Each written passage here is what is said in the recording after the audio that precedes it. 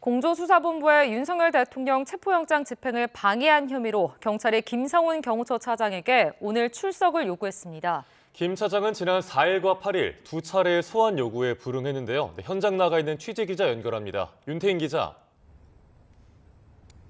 네, 경찰청 국가수사본부입니다. 네, 경찰이 김성훈 경호처 차장 오늘 몇 시에 출석하라고 통보를 했습니까? 네, 경찰이 김 차장에게 출석을 요구한 건 오늘 오전 10시입니다.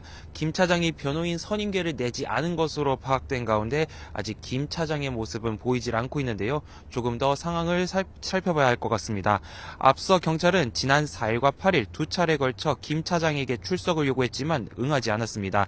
김 차장은 공조수사본부가 윤 대통령에 대한 체포영장 집행에 나섰을 때 이를 방해한 혐의를 받고 있습니다.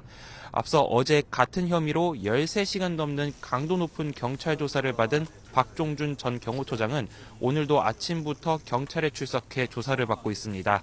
경찰은 또 1차 출석 요구에 불응한 이진하 경비안전본부장에게도 마찬가지로 오늘 오후 2시까지 출석하라며 2차 출석 요구서를 보냈습니다. 네, 윤 대통령에 대한 체포영장 집행 시기는 언제쯤으로 전망되고 있습니까? 네, 지난 3일에 윤 대통령 1차 체포영장 집행이 있었는데요. 다만 이번 주말에 2차 체포영장 집행이 될 가능성은 그리 높아 보이진 않습니다. 다만 그만큼 경찰도 체포 준비에 철저히 하는 모습입니다. 앞서 1차 체포영장 집행 당시 공조본 인력은 150여 명이 투입됐지만 결국 그보다 많은 경호 인력에 막혀 윤 대통령 체포에 실패했는데요. 이에 따라 경찰 특별수사단은 서울과 경기, 인천 등 수도권 4개 경찰청 광역수사단 형사들에게 총동원령을 내렸습니다. 대상이 되는 인원의 규모는 1000명 정도 되는데요. 또 경찰은 어제 수도권 경찰청 광역수사단 책임자들을 불러 2시간여 동안 회의를 진행했습니다.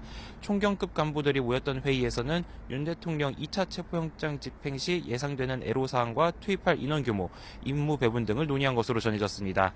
다만 세부적인 사항들을 모두 확정짓지는 못한 것으로 전해져 추가 회의가 더 진행될 가능성도 보입니다.